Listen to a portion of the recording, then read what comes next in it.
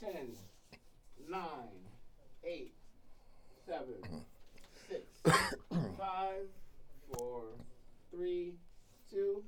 Well, how's everybody doing this nice Saturday? Well, let me put it to you like this. I hope it's a nice Saturday because, as I believe I mentioned one time before, we tape during the week. And as a matter of fact, today is Tuesday, the 5th. So hopefully, by the time this Saturday pops up, it will be a nice Saturday. And you folks are getting ready to embark upon a great weekend. I really hope that that is the case. Well, I really do hope that we're all doing well this weekend.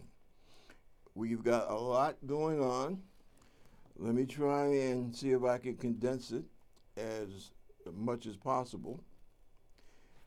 Let's looking at the current situation. One of the most depressing things for me to hear is when I hear people say, "Oh, I'm so tired of this Trump thing." Oh, or they'll say, "Well, I really don't get into politics." Or they'll say, "The news talks about this business with Trump too much." And those are some of the comments that I get. And, don't get me wrong.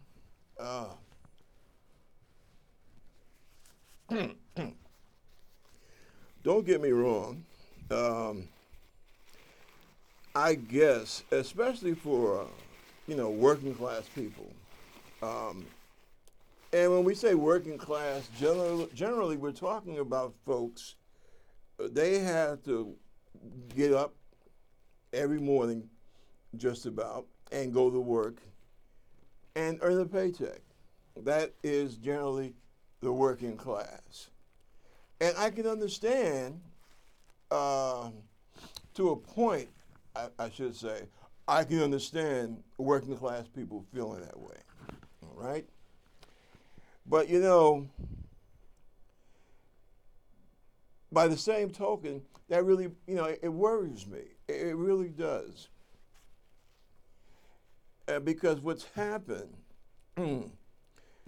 over the last 75 years, it would seem that Americans have taken so much about our country for granted.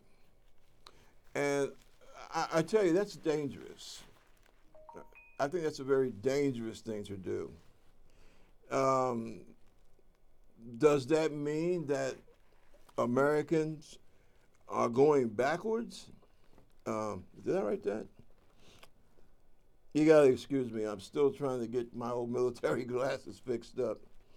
So I'm not. If you notice, the last week or so, I haven't been using my glasses. Hopefully, they'll be fixed.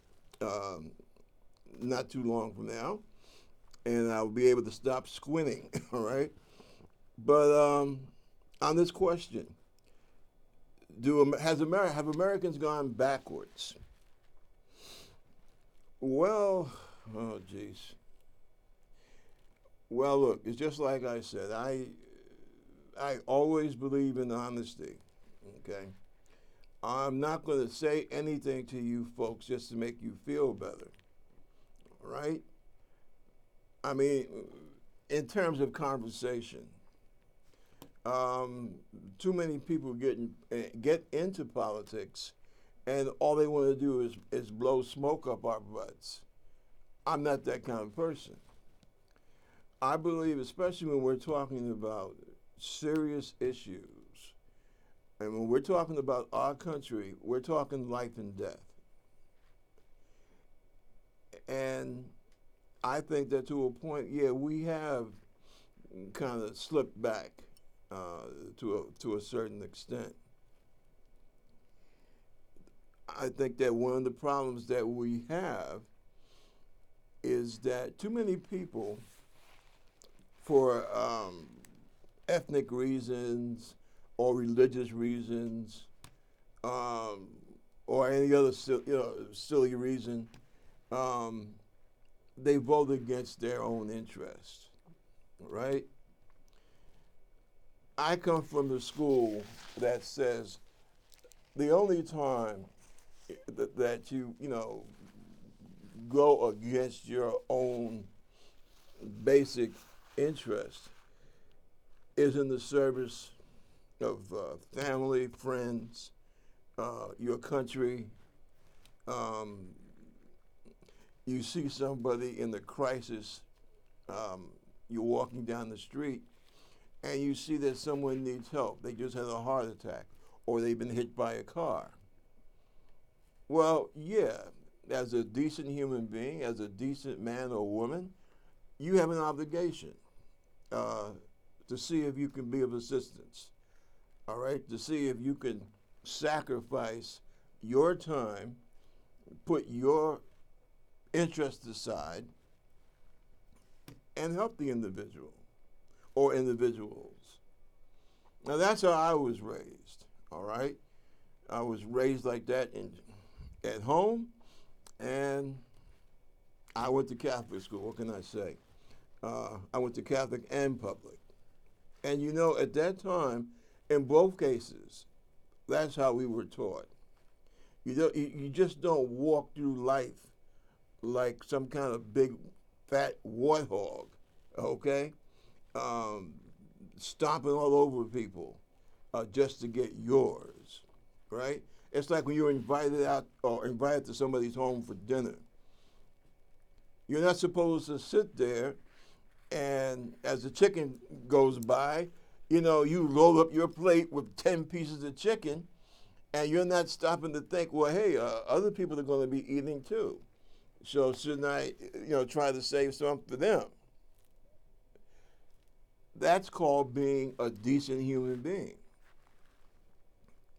Now, when we're talking politics, and this is one of the things that has really helped to increase the anger, the hatred, the confusion, because the things that we deal with politically, right, they're so important that they have become a matter of life and death.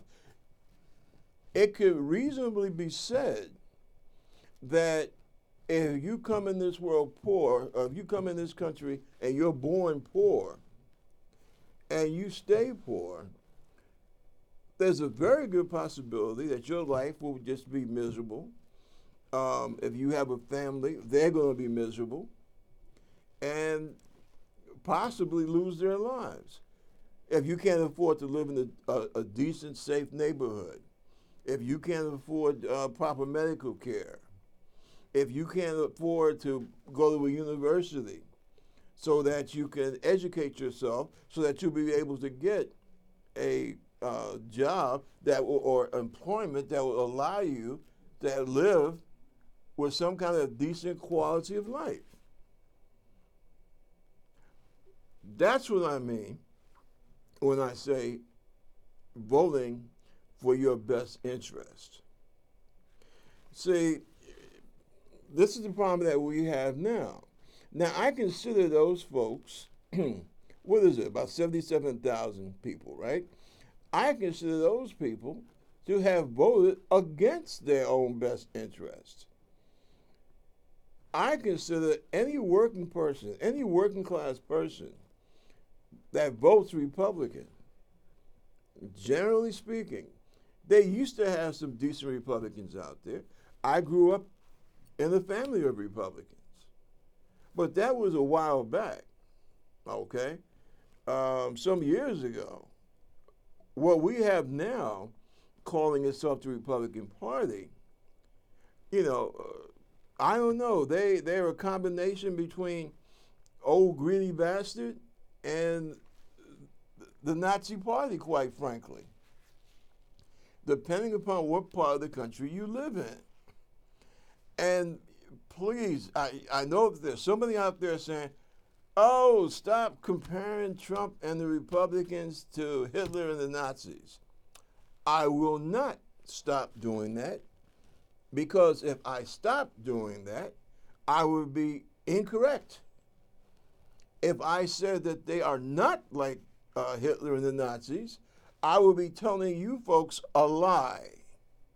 And I'm not going to do that for anyone. You tell me that you have a president of the United States that gets on the media and says the outrageous, hateful things about fellow human beings, and then somebody with a loose screw, and unfortunately, folks, there are quite a few of us out here that, as we used to say in the Navy, ain't carrying a full sea bag, okay? Got quite a few folks out here like that. And all they need is a screwy president to get on the media and say, yes, those people, they're like cockroaches. They're like a disease. They need to be destroyed. And then lo and behold, what happens? Some clown goes out, gets an automatic weapon, kills about 20 some odd people that happen to look just like the people that our president says are cockroaches, who just want to make anchor babies. And see, not only is it tragic because you're playing with people's lives, I think it's tragic because what you're doing, you are trying to destroy the inner being of what American democracy is supposed to be about. Now, you vote for someone like that, and you're a working class person. Why are you going to vote for someone that doesn't want you to have health care? That doesn't want you to be able to get the prescriptions that you need, or your wife needs, or your kids need, at a lower price? Why would you vote for someone like that? Is your hatred that important to you? See, these are the questions that we have to ask ourselves. And the reason why all news shows, especially on cable, the reason why they're talking about Trump is because Trump is basically the thermometer, the yardstick, the measuring instrument by which we have to see who we are. We have to figure out what happened to us. We're supposed to be America with that Statue of Liberty not 30 minutes from where I'm sitting right now. All right? That's what we're supposed to be about. That's what they taught me in school. That's what they taught me when I was in the Navy. All right? That as Americans, we have a purpose. All right? We are just not a bunch of warthogs at a trough, okay? And see, I'm wrong. I just said so. I was trying to make a point, and I just realized I said something wrong. Because if we were just looking at this business as warthogs eating out of a trough, there would be some logic to that. Because when a warthog sticks its mug into a trough of corn mush, that hog is feeding itself. Now, granted, he's not giving a damn about anybody else, but he's feeding himself, right? But now we have Americans who don't even worry about taking care of themselves. They give their political allegiance to people that don't give a damn about them. They give their allegiance to people that they're not trying to help them. You know, why are you going to constantly throw yourself at the feet of an organization that runs candidates that don't give a damn about you. And please, again, don't call me or send me emails talking about, oh, people should be able to take care of themselves. Listen, we're in the 21st century now, right? This is not 1765, okay? The French and Indian War, as they called it, that time has long passed, okay? This is a high-tech, mobile society, right? There are most things that need to be done. We can't do them for ourselves anymore. The world has changed, and that's another part of the problem. People who consistently vote against their own best interest because they have some serious problems living in a changing world. Now, from the time I was 5, if I lived to be 500, I'll tell you straight up, I don't have a problem with change. Change is necessary, okay? But there are many people out there, mostly in the Republican Party, that are terrified of change. They are terrified of newness, right? New circumstances, new people, new books, new ways of getting information. That scares the hell out of them. And see, that's another part of the problem that we have. You know, there are many people, and I'm going to try to be careful as I say this, but I'm not going to pull any punches. There are many people in this country that when they see a Latino person or a black person or a Native American person in a position of power, the wheels in their brain start turning. And those wheels are saying, oh, what's that individual doing there? That looks like a very responsible, respectable position. Why is that person there?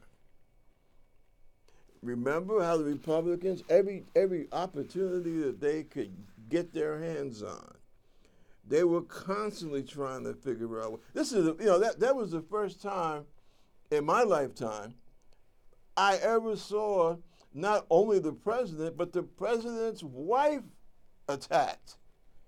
I mean, literally. The woman comes out and says, hey, eat more vegetables. Sarah Palin and these other clowns start attacking this woman. She's trying to destroy the American family. How dare she try to cut down on the amount of sugar cookies that your kids eat? Who cares if they rot their teeth out? Who cares if the kid becomes so fat he can't even get his fat ass off the couch? He's so fat he can't even reach over to pick up the remote control. Who is she to try and stop that? Who the hell does she think she is to try and make my kids healthy or eat healthy? I don't want to hear that crap,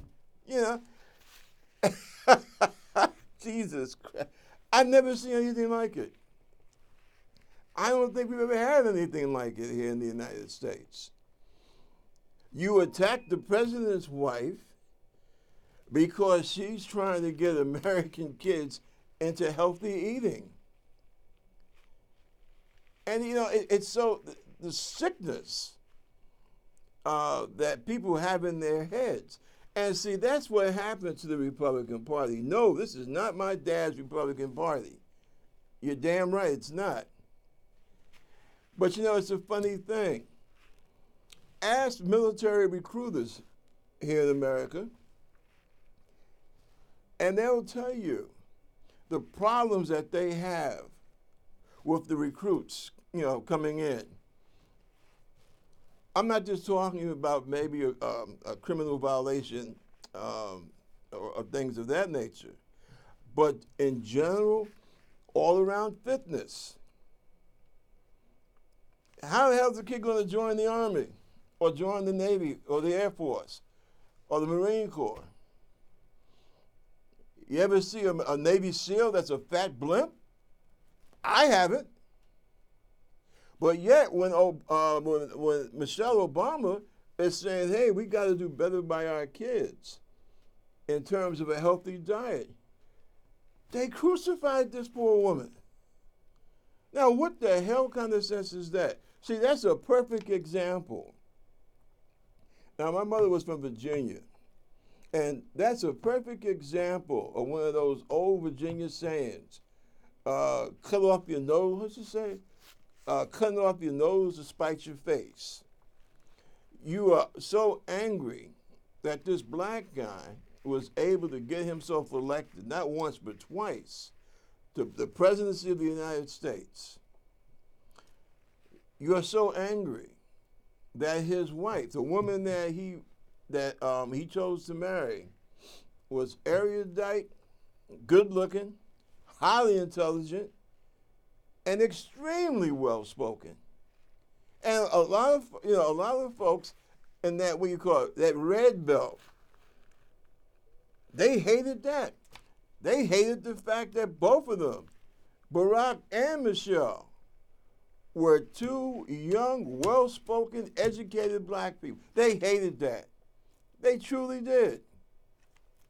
Now, I would think, show you how much sense I got, I would think that in the case where you had a handsome young president that was well-spoken, sharp as a tack, had a wife that she could be a fashion model in anybody's magazine, and just as intelligent, just as well-spoken as her husband, Mr. and Mrs. President.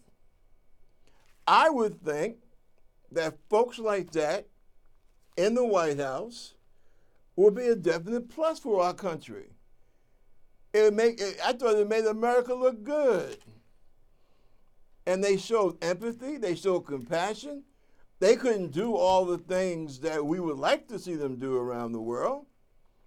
But they basically gave people the feeling that, we're looking out for you, we're trying to do our best. You're never going to hear us say, we don't give a damn. We don't play that. So, all around, that's a win-win for America. But yet, you had, those people that were so against Obama, anti-tax, you know what I'm talking about. These people that say, yeah, Obama, if he gets elected, he's going to tax us to death and all this kind. What is it with folks in this country? Or I should say some folks in this country. Because the better that you try to do, the more they want to crucify you. But yet, 77,000 of us, and now you still got, I call them the zombies who follow behind them. You got these zombie people. I believe in Trump. I threw away my crucifix and I replaced it with a picture of Donald Trump. And you have people, you go out there in America, in the so-called hinterlands, right? And you got people that will say, yeah, well, I stopped going to church because they tried to tell me that the things that Donald Trump was saying weren't Christian. So I said, the hell with the church, and I'm sticking with Trump. So basically, you're saying that Donald Trump has more of a hold on your soul than than your concept of Almighty God. I mean, at one time you were a Baptist, and now you're a Trumpist. And it's amazing when you talk to people how some people, they don't see that as a danger, that they see it as a positive thing. You worship a man like he's a cult figure, and no. And I'm saying no. And people are wondering, what the hell is he talking about? No. No about what? No, we did not look upon Barack Obama or Michelle as gods, not even as demigods, okay? And you have a lot of black folks in this country, especially black men, who are still somewhat disappointed in Barack. I don't agree with that. I understand where they come from, because government is a very, very sloppy, annoying process. All right? And yes, some people thought that as soon as Barack took the oath of office, that all of a sudden all air pollution would cease. The sun would come out, and every day daffodils would blossom and all over city streets in America, right? Well, no, obviously that didn't happen, and it wasn't going to happen. But generally speaking, there was no cult thing with Obama, okay? Yeah, not just black folks, but a lot of people were happy to see that America at certain times was able to overcome its legacy of racial hatred and elect a black man and a black woman to be our first family. And that's exactly what it was. And somebody would say, well, you know, Obama is half white. Well, no. If we lived in Germany or maybe Spain, well, then he would be half, you would say he was half white. In America, with our legacy of racial hatred and degradation, no, he's black. Yeah, his mom's was white. He's black. Okay? He's the N-word, as the politically incorrect would like to say. Okay? Because here in America, remember, and most of this throughout the South, you know, one drop of black blood makes you black. And that's America. That's as American as apple pie. But see, that's what I mean about this country, and that's what I mean about working class people, okay? You hated Obama so much, or at least you said you did. But look at the huge amount of working class white folks who are fighting tooth and nail to stop the Republicans from tearing away Obamacare. A lot of those folks are the same people that used to be out there. Tea Party, that's them clowns of the Tea Party. And they would be out there, hey, keep your government hands off of my health care. Well, what do you have? I got Medicare. Or I got Medicare. Don't you understand that these are government programs? No, they're not. That's something I earned. You know? See, this is the problem. A lot of it is a lack of education. A lot of it is also people who are willfully ignorant. Believe it or not, you do have some people in this country that they don't want to learn. And that's a large reason why you still have people clinging to Donald Trump. Now, all this is written down, all right? So this is not something I conjured up out of my imagination. This is real. And I go back to it. Who are we as a country? What do we believe in? I hear people, again, white working class people, and you have some, especially in the South, you have some very ignorant black folks that, talk this anti-immigrant nonsense. I like to ask these folks, where the hell do you think you come from? This is what happens when you have a society that doesn't understand itself and doesn't know itself. Well, I'm an American.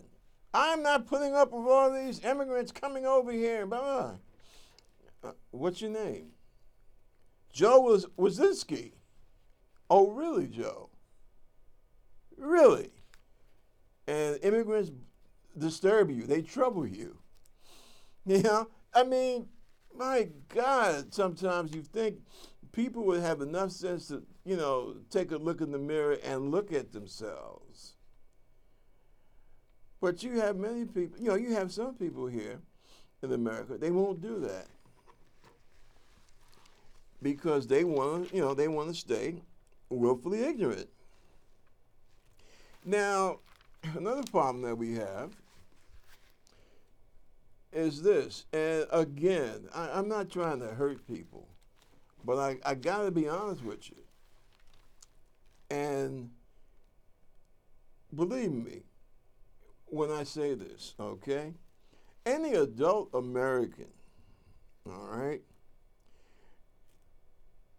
if they don't understand by now that we have for president, well, he needs to be called the extortionist in chief. Because that's what he's been practicing, okay? But if we don't understand that this guy is a psychotic extortionist who wants to overthrow our government, our Constitution, and he identifies more with Hitler than with Abraham Lincoln.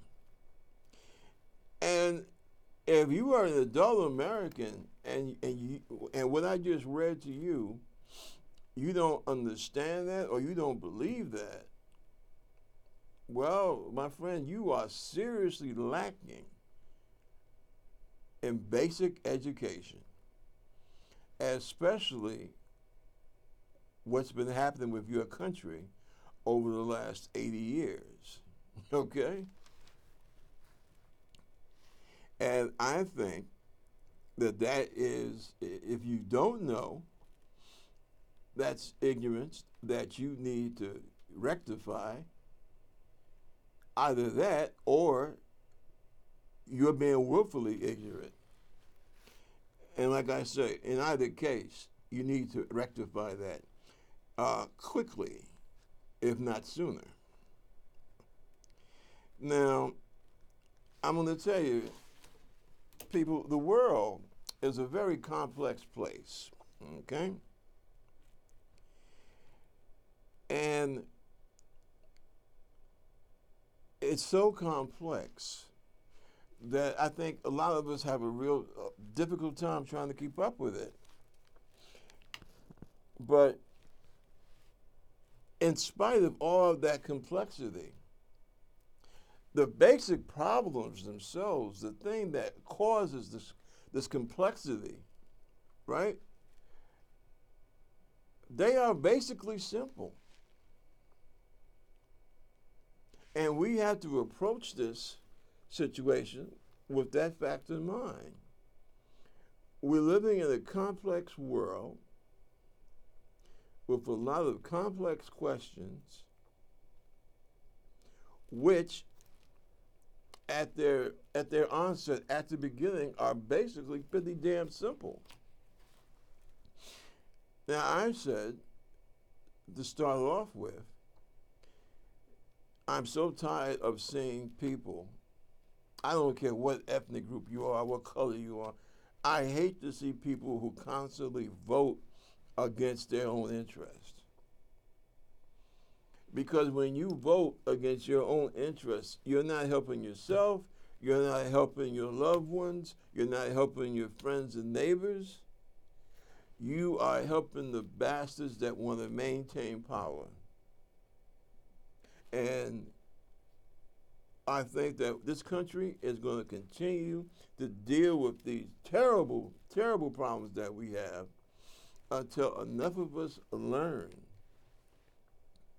that you cannot have a democracy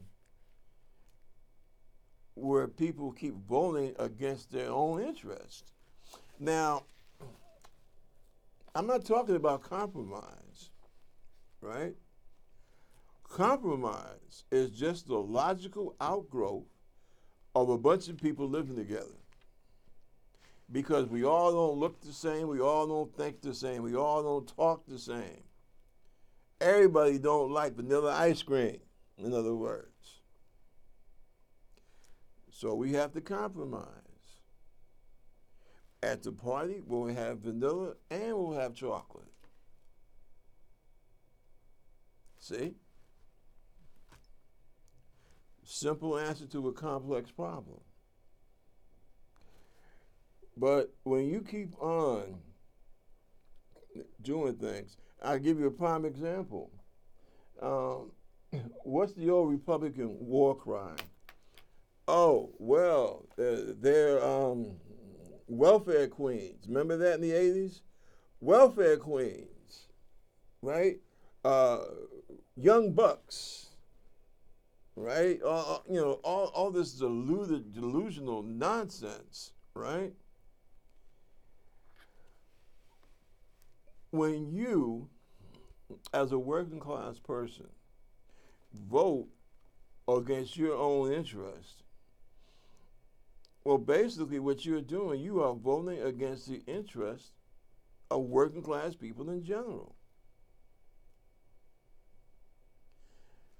Now, that's just like this business about this upcoming election, right? The next year.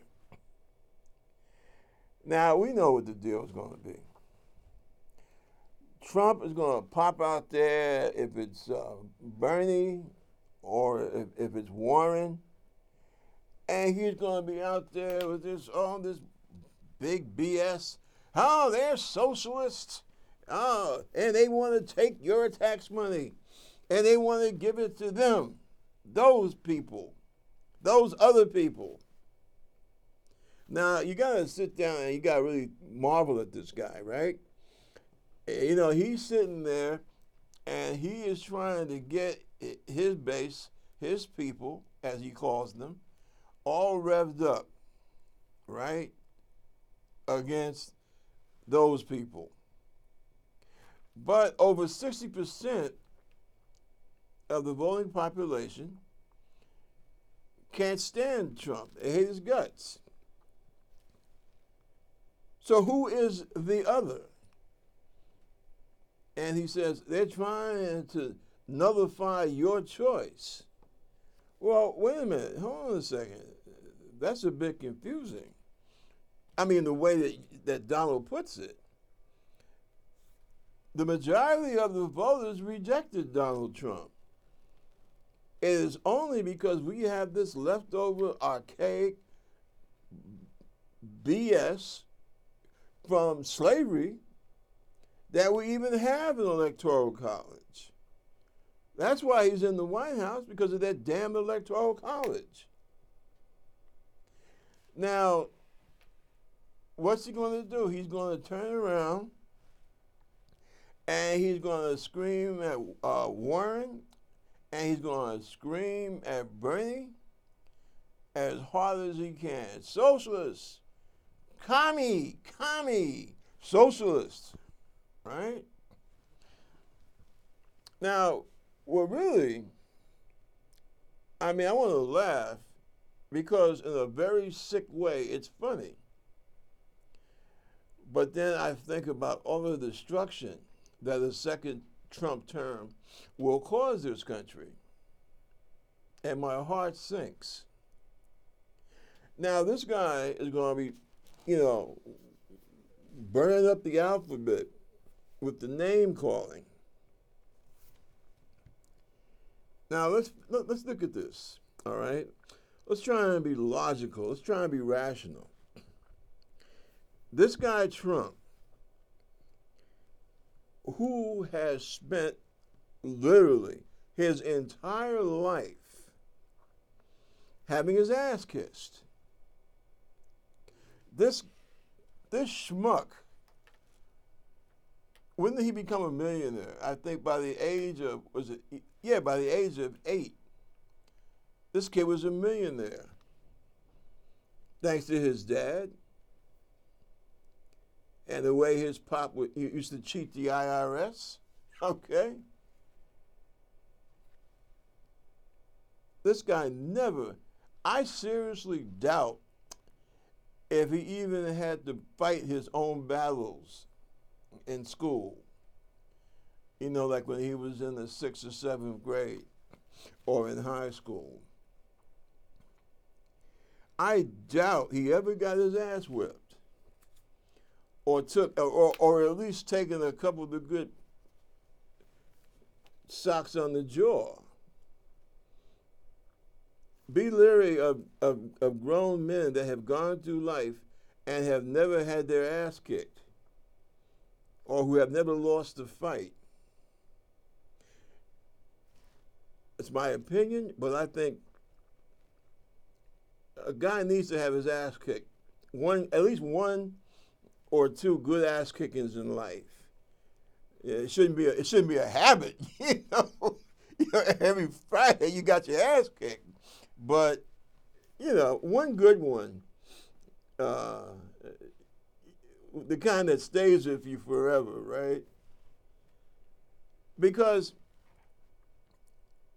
one of Trump's big problems is, who's ever told this guy no?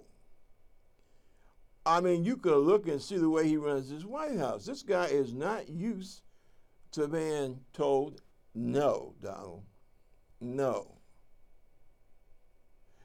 Or being told, Donald, I think you need to sit down and think about this just for a minute before you run off half-cocked. Donald Trump is not used to that. And that's a problem for an adult man. I don't give a damn what color you are. For an adult man in American society to not have been ever told no, or to be raised in an environment where you were always right, I think that's dangerous, okay? I think that makes a sad, sorry human being. It definitely makes someone who doesn't have any consideration or empathy for other people's feelings, okay, or how they are getting by in life. Now, why am I, as a working person, as a person that has to get up every morning, even when I'm sick, I have to have a paycheck to sustain my, to sustain my life. Why should I vote for somebody with that type of a background?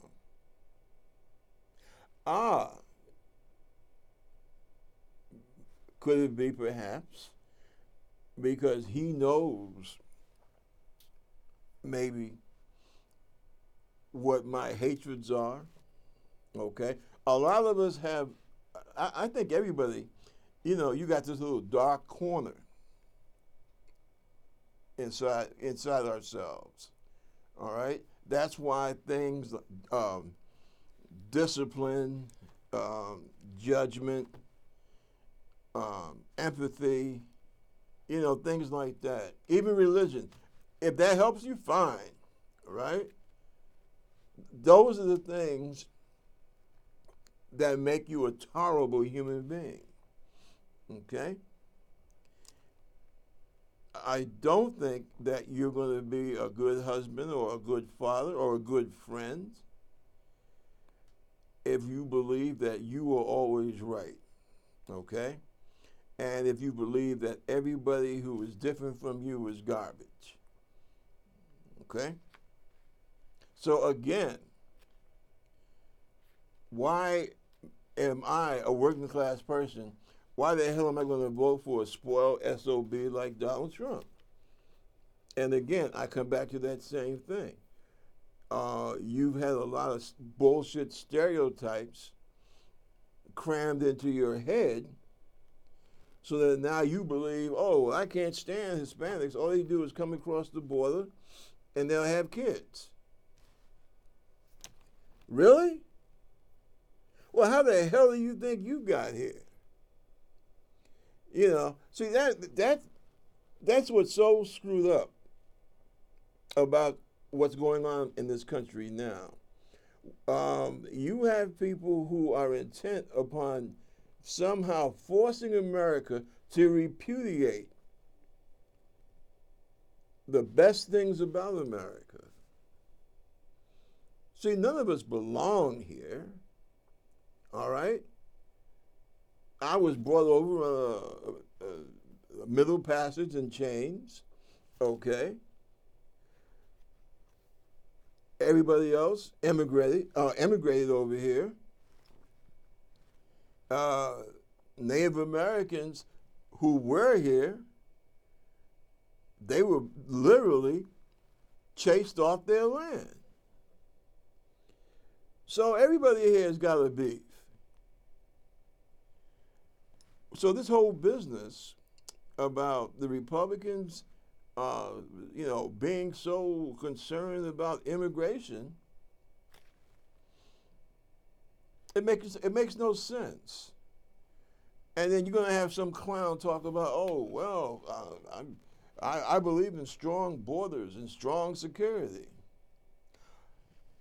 Okay, I want somebody to show me the last time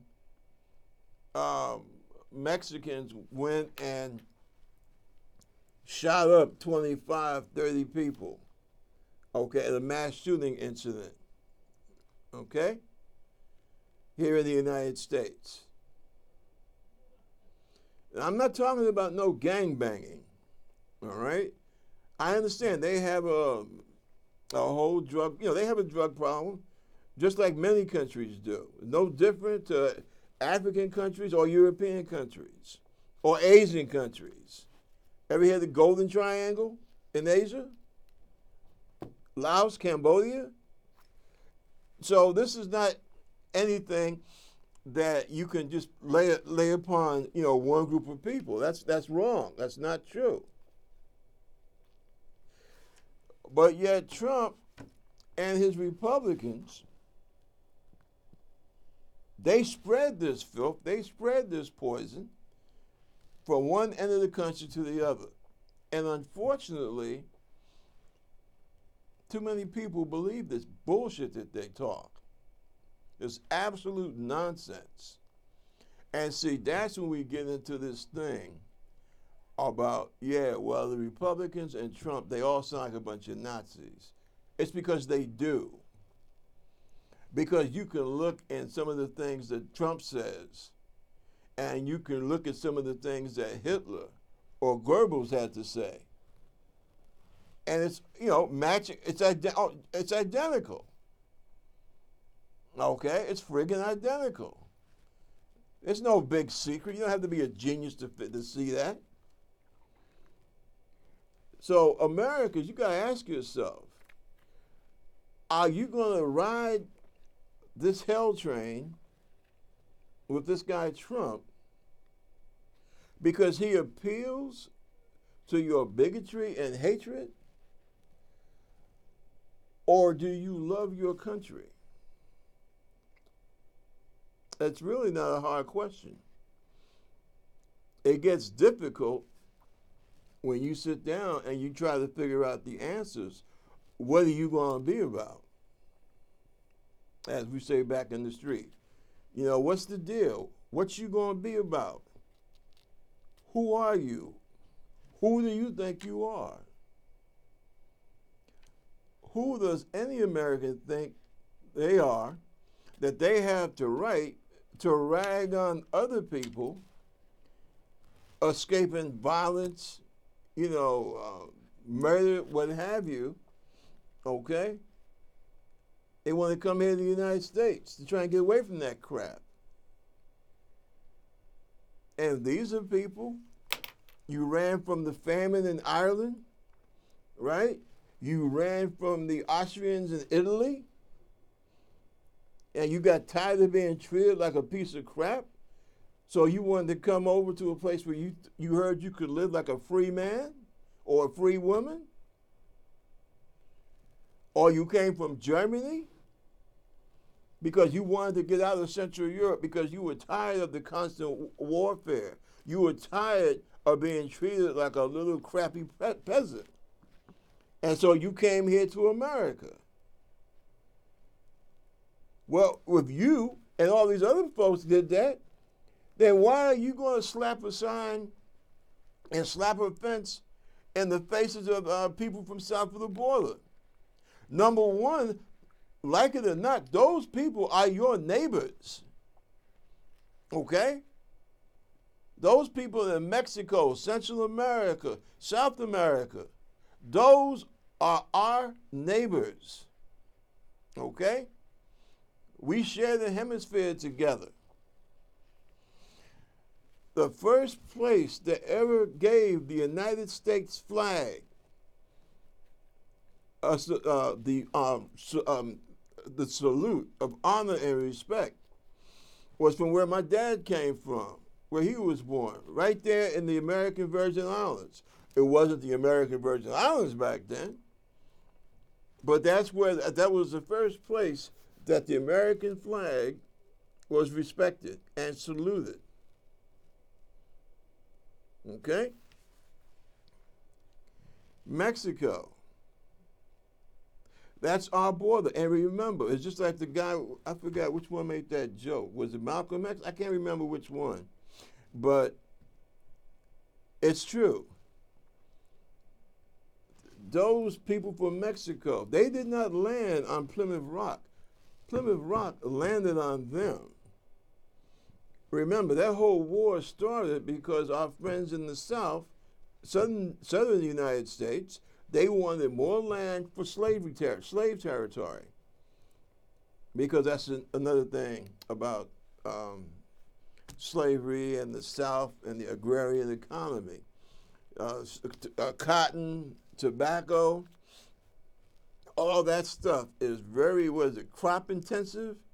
In other words, it burns out the crop real quick. It burns out the soil. So as a result, you got to keep looking for, after a while, you have to look for, new land. And to tell you the truth, that's what happened in 1860. That's why the South, they said, look, if Lincoln gets elected, we out of here. We out of this thing called the Union. Not because Lincoln was going to pronounce an end to slavery. He wasn't going to do that because he felt at that time it would be unconstitutional. No, but what he was going to do, he said, look, you guys in Alabama and Mississippi, Louisiana, South Carolina, Georgia, Florida, you guys, you want to keep that crap? Okay. But it's not going to allow we're not going to allow it to spread any further. And that's what literally scared the hell out of the South. And that's how come when Lincoln gets elected president, that began the countdown. The game was on. A simple to try to make a simple example, is just like Japan in 1940. What happened? Roosevelt declared an oil embargo because Japan was feeding its industry and its war machine by basically overrunning other people's colonies, other people's countries. There in Southeast Asia, Vietnam, Cambodia, Laos, Thailand, Burma, right? And the last we've gotten a piece of India. But all those places, Japan, they was taking them over. And when Roosevelt said we're going to embargo everything, no business. We're not going to send you any more scrap iron, scrap metal, and we definitely ain't going to sell you no oil. And Japan said, well, damn, we're going to have to go to war because this guy's cutting us off. Well, go back 100 years or so from that time. What was that? 1940, 41. That's the same thing that happened with the South and the North, which, boom, kicked off the Civil War. Because Lincoln, he kind of did the same thing. Said, yeah, y'all can keep your slaves, but we'll be damned if we let you spread this crap any place else in the United States. That ain't happening. And the South said, oh, God, we're going to throw down. We got to throw down. Because this guy is trying to he's trying to end our way of life. Never mind the fact that their way of life meant that I couldn't have my way of life or even find out what my way of life could be. See? But that's exactly what happened. And see, this is what people have to, people have to understand, all right, that you can't get hung up just on the stereotypes. That's not how you grow and learn as a person or as a society.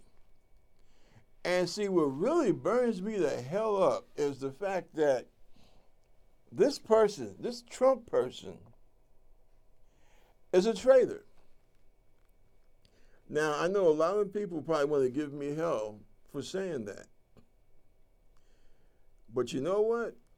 And I'm not going to go into, all my years, my years as an intelligence technician in the Navy and assigned to DIA, Defense Intelligence Agency, and all other good stuff. I'm not even going to go there with that in any deep way. Because quite frankly, I think any person that is literate and observant should be able to see for themselves that Trump is a spy, or at best a tool, and that's putting it nicely. He's been hanging out in Russia,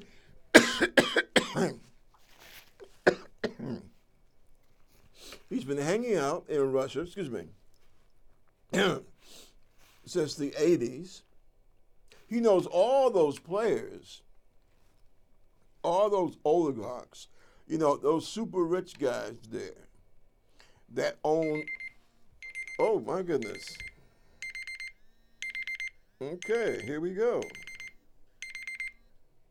Battle stations. All those guys there that own oil companies, gas companies. And these guys, they literally took it. They took it over when the Soviets said, well, we're going to go capitalist now. Right? Trump has been there. Those were the people that saved him from everlasting bankruptcy. Trump has been bankrupt 6 times. The great businessman, 6 times this guy. And the Russians have been there to bail him out. And any politician who is decent will tell you he's in bed with all of the key players in Russia. a lot of this crap is started simply because as soon as he won the election, he began to undo, all of the various, tariffs that we had put up against Russia for the stuff that they were doing. Barack Obama punished Russia for meddling in our election. And since Trump has been in the White House, he has been doing everything possible to kill those punishments that Obama put out for Russia, and rightfully so. CIA, DIA, NSA, FBI, and a whole bunch more intelligence organizations, military and civilian, told our president, yes, Russia interfered with our 2016 election. And the president doesn't want to hear it. Now, what the hell does that tell you? It tells you that he has a relationship with Putin, whether Putin is blackmailing him, or whether he just likes Putin, or whether he's planning to do big business in Russia. It doesn't make a difference. Doesn't make a difference. I don't give a damn if he's decided that he likes the Russian philosophy, the philosophy of a dictator. I don't give a crap. It's not what he says, it's what he's doing. And what he has been doing is selling us out. He has shared top secret information with Russia. Russia is an adversary nation. They went from being a strictly communist nation, right, to a nation that wanted to experience being a Western power and, with a market economy. And they have gone back. Since Putin has taken over, they have gone back to wanting to become an empire again.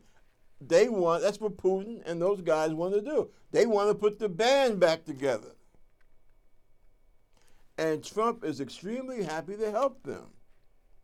And remember, you have a certain section of racists in this country who happen to be white, and they feel that Russia is the great place for the American white man.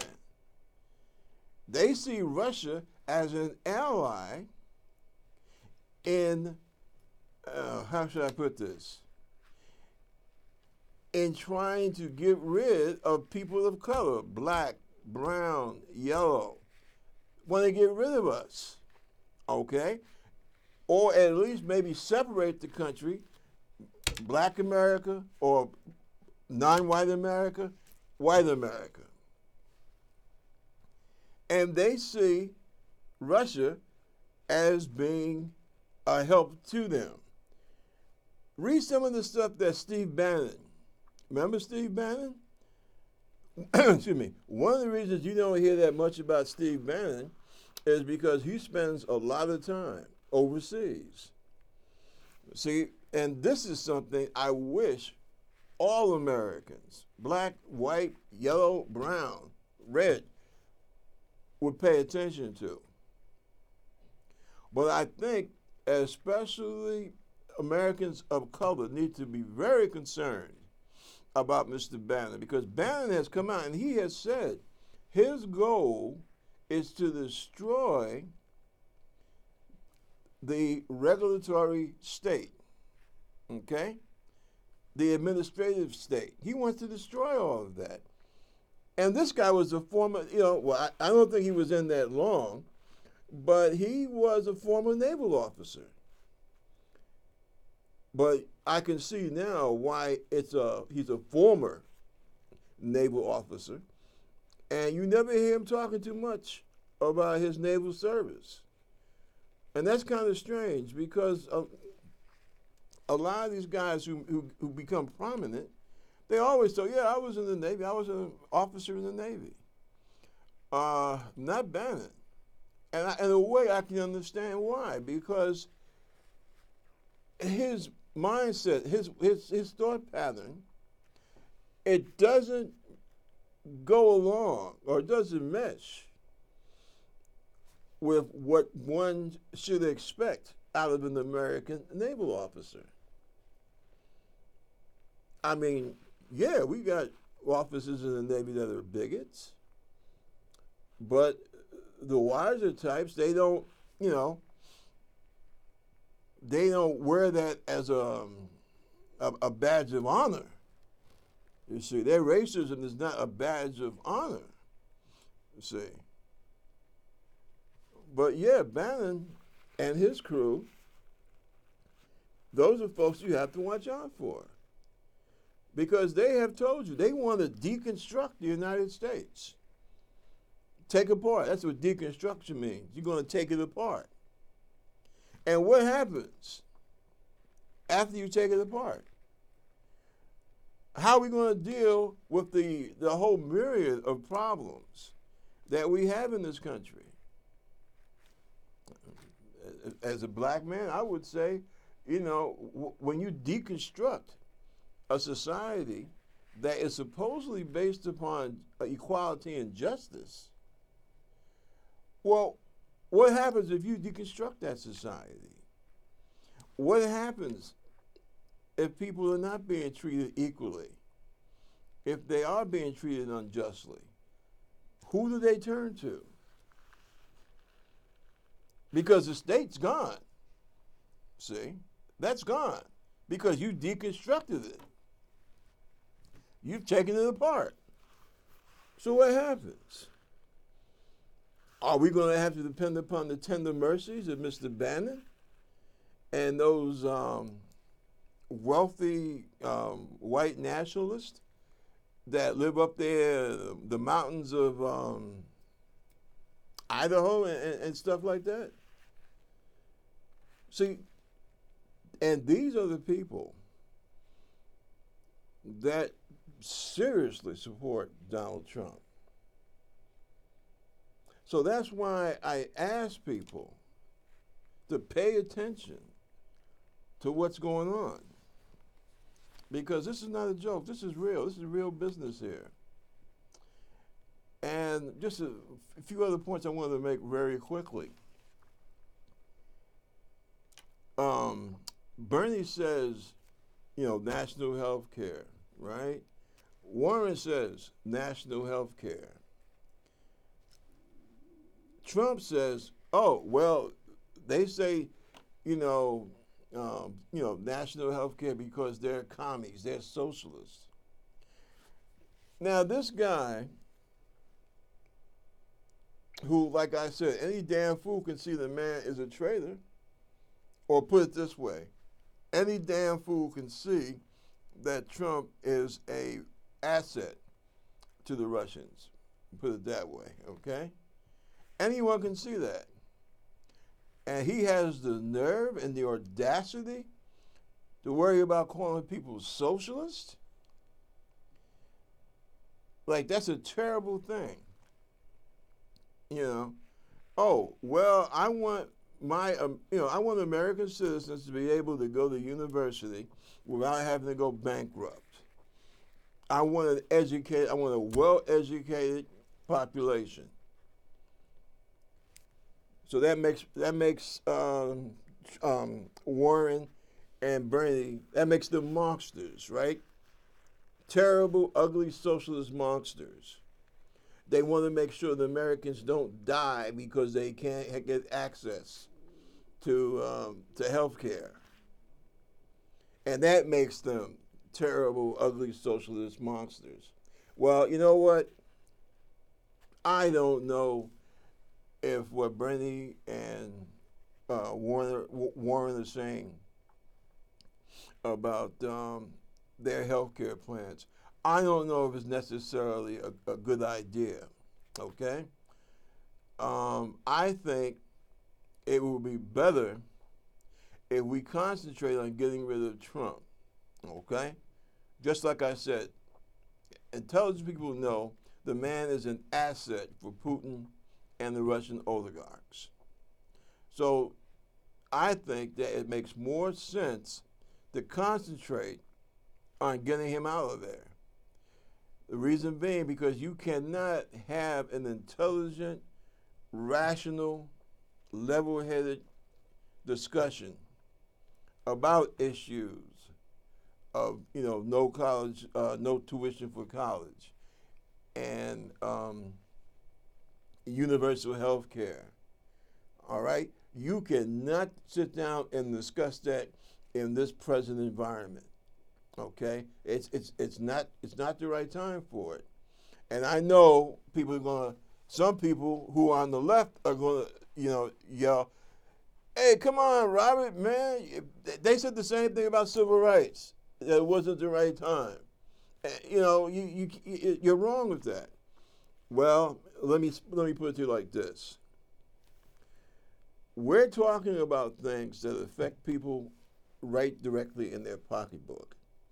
Now, personally, we should not have to pay like we do for health care.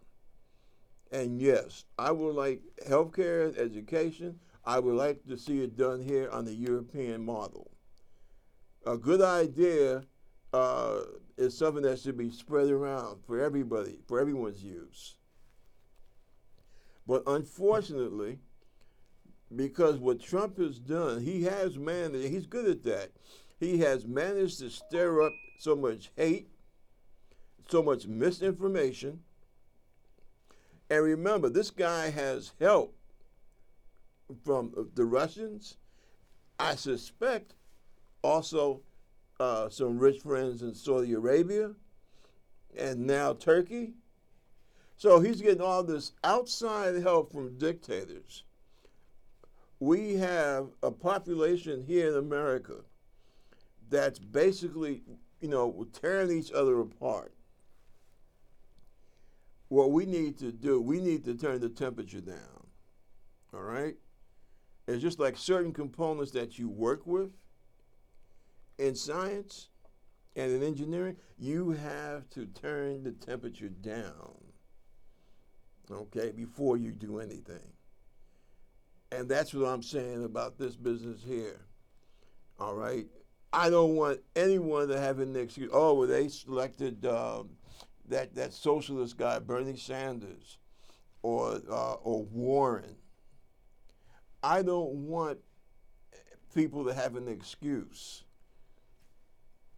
to fight to keep that no good anti-American bigot with the psychosis problems. No excuses to keep him in the White House one more day than is necessary. Clear the field, okay? Don't put obstructions up there for him to use against the sane people in this country. We shouldn't do that. Don't give this guy what he wants. Don't let this turn into an argument about, you're trying to take working class, you're trying to take health care away from working class white people. Because that's how Trump will frame it. Oh, yeah. Especially in those states in the upper Midwest, like Wisconsin, Michigan, Southwest Pennsylvania. Because ironically, you still have a lot of, strong unions of folks there. And those people, they gave up money for those health plans, those good health plans that the unions have for those folks. And no, they should not be taken away from those people.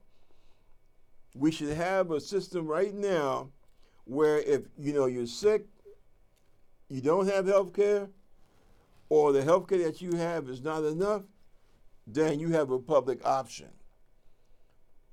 But this business about just ripping away the health care, even for people who already have their own private insurance, they like it, let them have it, let them keep it. Right now, let's be concerned, let's do a triage, okay? You know what triage is, right?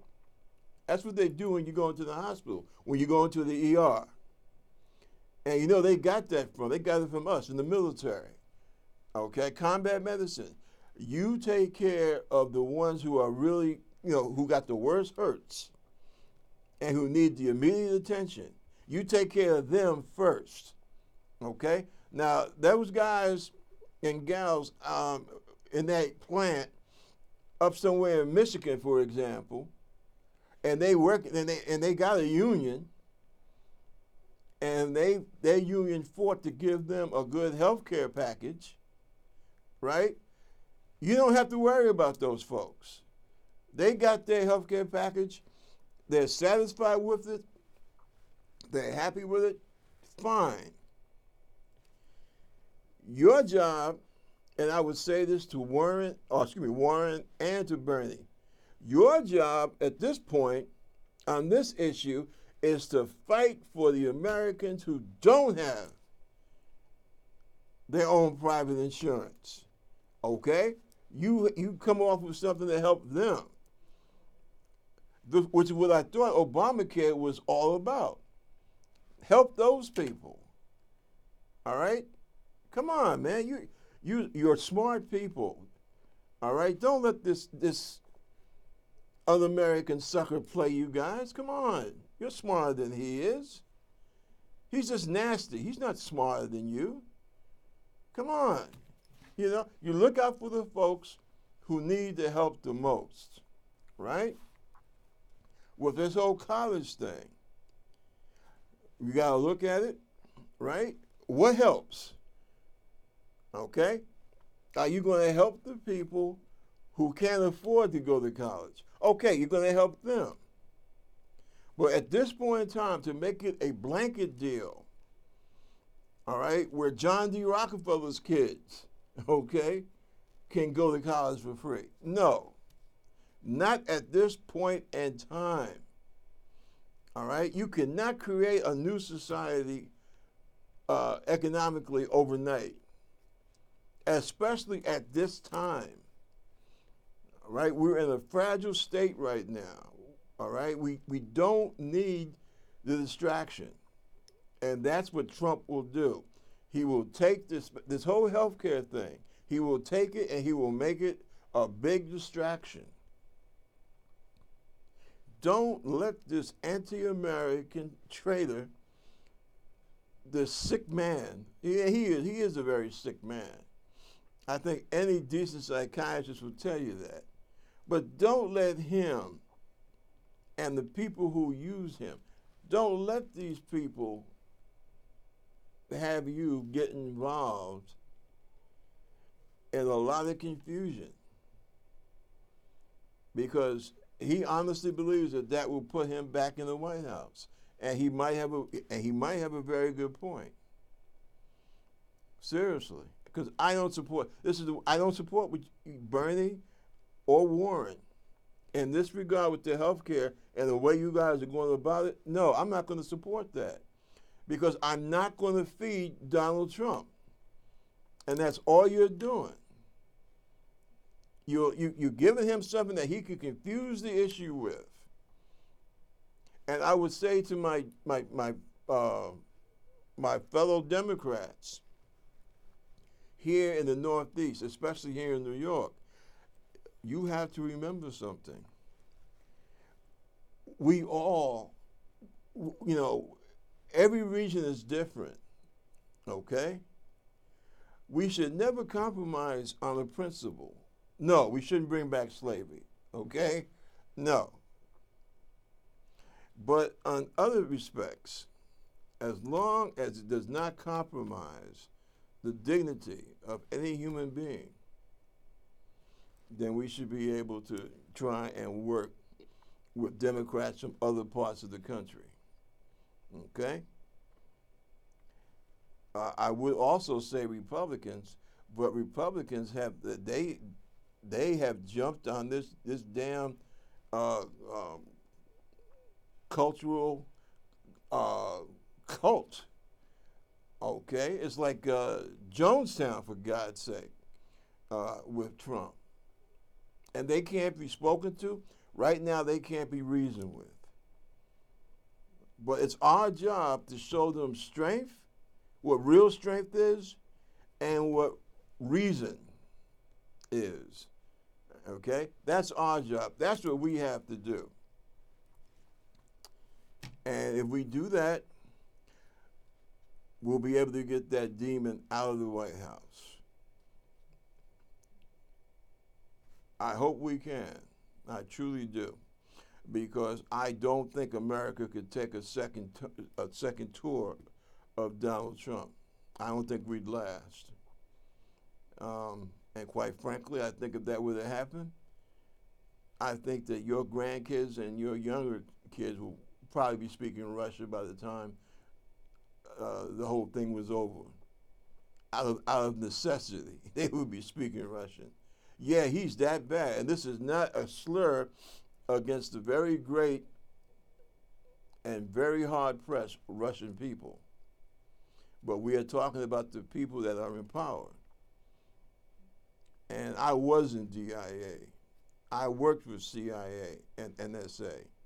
And those are good, patriotic people. And if they're telling you that Russia has been interfering with our election and plans to do it again, I think Americans need to listen. And they need to ask themselves, why do we need a president that is willing to betray our country on principles? I don't get that. It's not about power. It's not to make us stronger. It's just the fact this guy wants to be reelected president.